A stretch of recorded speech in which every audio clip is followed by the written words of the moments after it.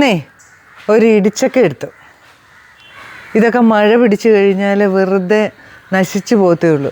അപ്പോൾ ഇതുകൊണ്ട് എന്തെങ്കിലുമൊക്കെ നമുക്ക് ഉണ്ടാക്കിയാലോ? ഇന്ന് നമുക്കിത് വെച്ച് ഒരു കറിയാക്കാം. എങ്ങനെയാണെന്നറിയോ? വാ, കാണിച്ചു തരാം. ആദ്യം തന്നെ ഈ ഇടിച്ചക്കയുടെ തൊലിയൊക്കെ കളഞ്ഞ് ചെറിയ കഷ്ണങ്ങളാക്കി അരിഞ്ഞെടുത്തുകൊണ്ട് വരാം. അത് കഴിഞ്ഞിട്ട് ബാക്കി ഇടിച്ചക്കയൊക്കെ തൊലിയൊക്കെ കളഞ്ഞ് നമ്മൾ ചെറിയ കഷ്ണങ്ങളാക്കി എടുത്തു കേട്ടോ. ഇത് ഒരു മൺചട്ടിയിലോട്ട് എടുത്തിടാം. ഇനി ഇതിനകത്ത് നമുക്ക് കുറച്ച് പൊടികളൊക്കെ ചേർക്കണേ. മുളക് പൊടി, കാശ്മീരി മുളക് പൊടി 1 സ്പൂൺ ഇട്ടു.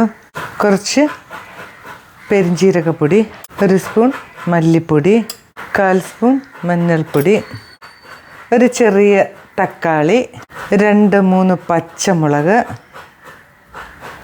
ഒരു ചെറിയ സവോള, കുറച്ച് കറിവേപ്പില, പാകത്തിന് ഉപ്പ്, വേകാൻ ആവശ്യമുള്ള വെള്ളം, ഒരു 4 ചുള വെളുത്തുള്ളി. ഇനി നമുക്ക് സ്റ്റൗ ഒക്കെ കത്തിച്ച് ഓണാക്കി ഇനി അത് അവിടെ ഇരുന്നൊന്ന് വെന്തോട്ടെ. ഇനി നമുക്ക് തേങ്ങ ഒന്ന് വറുത്തരയ്ക്കണം. തേങ്ങ എടുത്തുകൊണ്ട് വരാം. നമ്മുടെ ഇടിച്ചക്ക വേകുന്ന സമയം കൊണ്ട് തേങ്ങ വറക്കണം. വറുത്തരച്ച കറിയാണേ. 1 മുറി തേങ്ങ എടുത്തിട്ടുണ്ട്. കുറച്ച് ചെറിയുള്ളി, ഇച്ചിരി കറിവേപ്പിലയും. ഇത് മാത്രമേ നമ്മൾ വറക്കുന്നുള്ളൂ കേട്ടോ. ആദ്യം തന്നെ തേങ്ങ ഇട്ട് കൊടുക്കാവേ. എണ്ണ ഒഴിച്ചില്ല. തേങ്ങ ഒന്ന് ചെറുതായിട്ടൊന്ന് ജലാംശം വറ്റി കഴിഞ്ഞിട്ട് എണ്ണ ഒഴിച്ച് കൊടുക്കുക. ഒരു 3 ചെറിയുള്ളി അരിഞ്ഞതാണേ, അതും കൂടെ ഇട്ട് സ്റ്റൗ ഒക്കെ ഓൺ ചെയ്തു.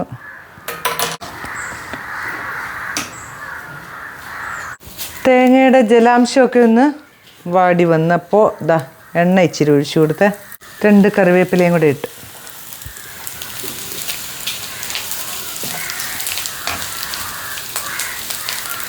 നമ്മുടെ തേങ്ങയൊക്കെ നന്നായിട്ട് മൂത്ത് വരുന്നുണ്ട് കേട്ടോ.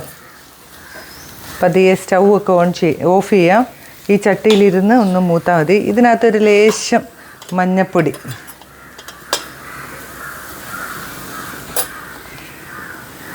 മറ്റേ നമ്മൾ ചേർത്തിട്ടുണ്ട്. ഒരു 1/4 സ്പൂൺ മുളക് പൊടി. ബാക്കിയുള്ള എല്ലാം നമ്മൾ ഇതിനകത്ത് ചേർത്തിട്ടുണ്ട് കേട്ടോ.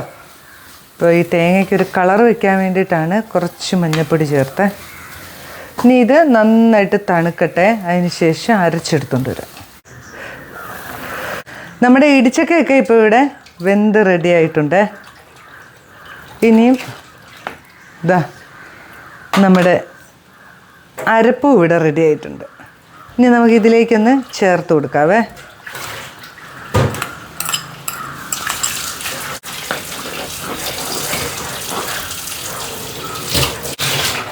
വെള്ളമൊക്കെ പാകത്തിനുള്ളത് കൊണ്ട് തന്നെ ഇനി ഇതിനകത്ത് വെള്ളമൊന്നും ചേർക്കണ്ട കേട്ടോ. ഉപ്പും പുളിയൊക്കെ ഒന്ന് നോക്കാവേ.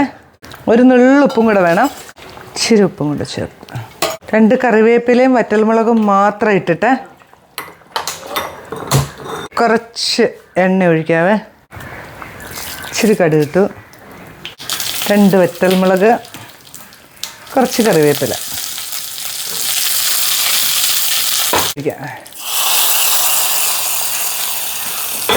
നല്ലൊരു അടിപൊളി കറിയാണ് കേട്ടോ. അപ്പോൾ ഇതിനകത്ത് വാളംപുളിയൊന്നും ചേർക്കരുത്. ആ തക്കാളിയുടെ പുളി മാത്രമേ ചേർക്കാവുള്ളൂ കേട്ടോ. ഇത് കരിനേച്ചാൽ ഇത് പറഞ്ഞു തന്ന ഞാൻ ഇതിനു മുമ്പ് ഉണ്ടാക്കിയിട്ടുള്ളപ്പോൾ ഇച്ചിരി വാളംപുളിയൊക്കെ ചേർത്താ. ഇത് പറഞ്ഞു തന്നത് ലീലേച്ചിയുടെ മോളാണ്. അപ്പോൾ പ്രത്യേകം പറഞ്ഞു വാളംപുളി ഒന്നും ചേർത്തേക്കരുതേ ചേച്ചിന്ന്. നല്ല ഒരു അടിപൊളി കറിയാണ് കേട്ടോ ചോറുണ്ണാൻ. അപ്പോൾ ഇത് നിങ്ങൾ ഉണ്ടാക്കി നോക്കിയിട്ട് അഭിപ്രായം പറയണേ. ഇങ്ങനെ ഉണ്ടാക്കുന്നവരുണ്ടാവും, ഇല്ലാത്തവരാണെങ്കിൽ ഒന്ന് ഉണ്ടാക്കി നോക്കിയോ. സൂപ്പറാട്ടോ. അപ്പോൾ പുതിയൊരു വീഡിയോ ആയിട്ട് ഞാൻ വരുന്നതായിരിക്കും. ബൈ.